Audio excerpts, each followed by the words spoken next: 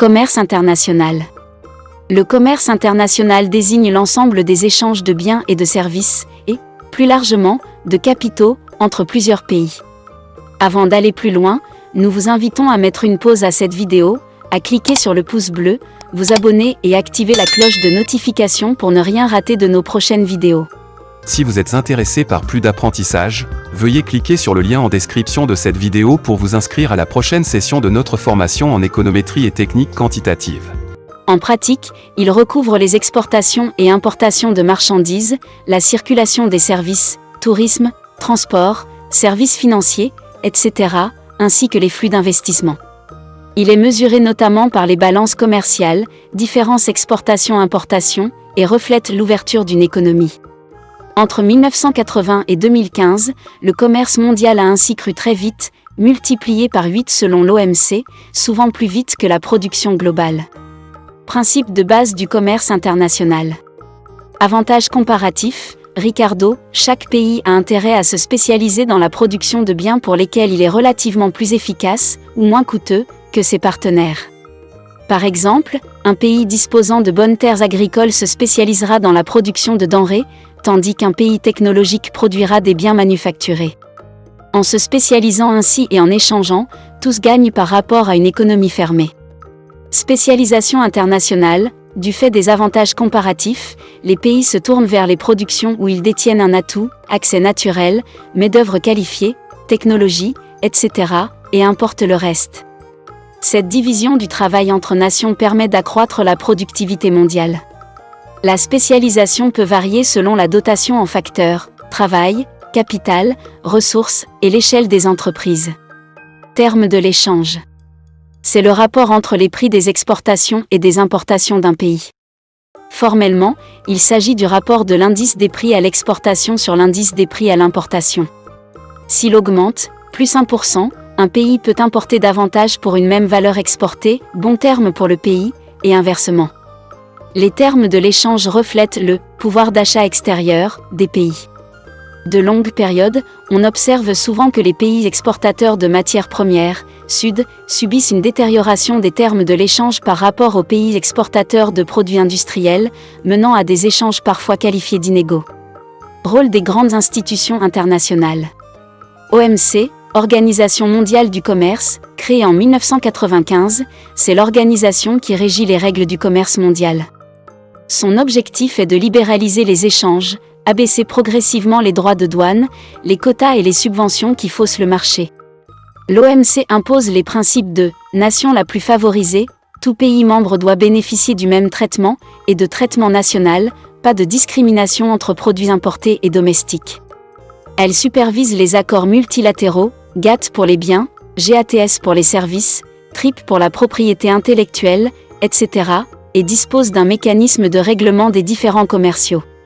En somme, l'OMC cherche à garantir des échanges équitables et transparents et à résoudre les conflits commerciaux entre pays membres. FMI, Fonds monétaire international, le FMI veille à la stabilité monétaire internationale. Il favorise l'expansion du commerce et de la croissance économique en soutenant des politiques macroéconomiques saines.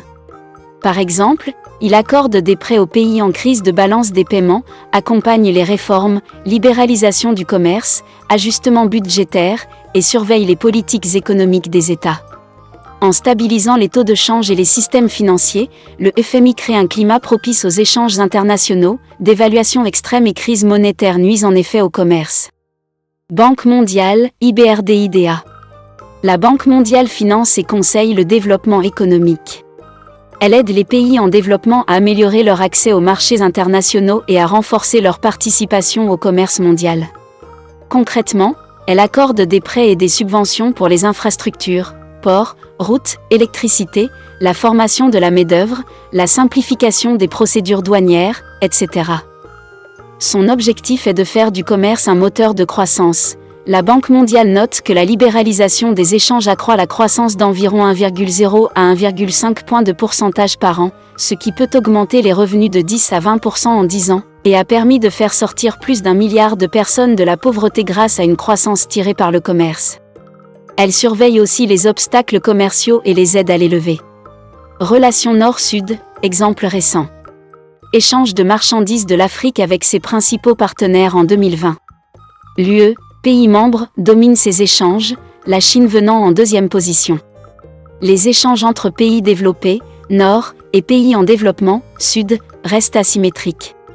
Par exemple, en 2020 l'Union européenne était le premier partenaire commercial de l'Afrique, 33% des exportations africaines et 31% des importations, et la Chine le deuxième, 17% et 22% respectivement. Cela signifie que l'Afrique fournit à l'UE et à la Chine surtout des matières premières et produits agricoles, tandis qu'elle importe d'Europe et d'Asie essentiellement des produits manufacturés, machines, produits chimiques, automobiles. Ces flux illustrent l'interdépendance nord-sud.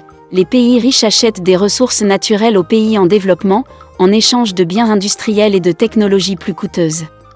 A l'inverse, certains pays du Sud restent peu intégrés, faible part de marché, et souffrent du déséquilibre des échanges. Afrique-Union européenne, 2020, l'UE demeure le premier partenaire de l'Afrique en commerce. Les échanges UE-Afrique sont notamment encadrés par des accords de partenariat, EPA, et des relations historiques, ex-colonies, accords préférentiels. Selon les données, l'UE captait 33% des exportations africaines en 2020, fournissant 31% de leurs importations. Cette relation commerciale reflète un rapport longtemps inégal, l'UE exporte majoritairement des produits industriels vers l'Afrique, tandis que l'Afrique fournit à l'UE des matières premières. Afrique-Chine, 2020, depuis les années 2000, la Chine est devenue le deuxième partenaire de l'Afrique. En 2020, la Chine absorbait 17% des exportations africaines et fournissait 22% de ses importations. Pékin investit massivement en Afrique, infrastructures, mines, et achète beaucoup de pétrole, minerais et produits agricoles. Les échanges sino-africains ont bondi ces dernières années, contribuant au développement de certains pays africains, construction, emplois locaux, mais renforçant la dépendance aux matières premières.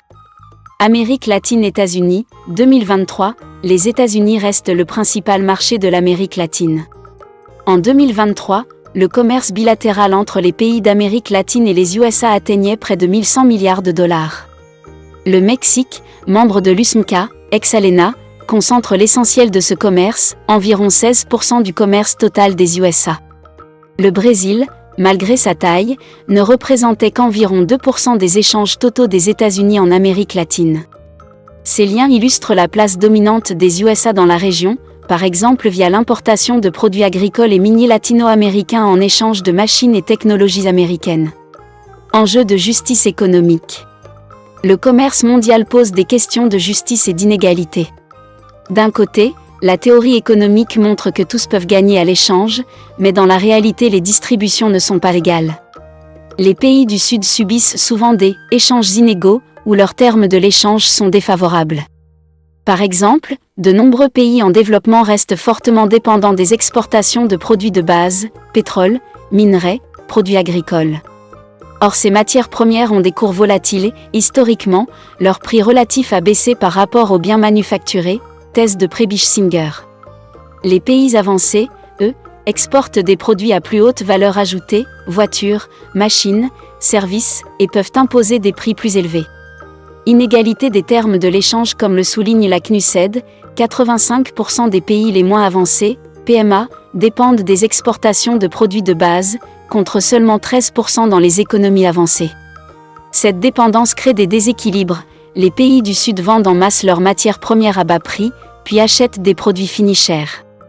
Les gains du commerce se concentrent alors dans les pays riches, accroissant les inégalités mondiales. Beaucoup de responsables de l'ONU appellent d'ailleurs à corriger ces déséquilibres et à promouvoir la diversification économique du Sud. Barrières tarifaires et non tarifaires, les pays du Sud font face à des obstacles supplémentaires dans le commerce. Bien que les droits de douane aient globalement baissé depuis 1945, ils restent élevés sur certains produits stratégiques. Par exemple, en 2025, les exportations des PMA vers les États-Unis subissaient un tarif moyen de 28%, soit plus du double de celui appliqué aux pays développés. Par ailleurs, les pays riches utilisent largement des barrières non tarifaires, normes techniques et sanitaires, exigences phytosanitaires, qualité, quotas, restrictions discrétionnaires, procédures administratives lourdes, etc. Ces obstacles, invisibles, augmentent les coûts d'accès au marché. En somme, les pays dominants peuvent protéger leurs industries tout en exposant les pays dépendants à la concurrence, ce qui pose un enjeu de justice commerciale. Impact sur le développement des pays du Sud. Le commerce international peut être un levier de développement pour les pays du Sud, mais il comporte aussi des défis.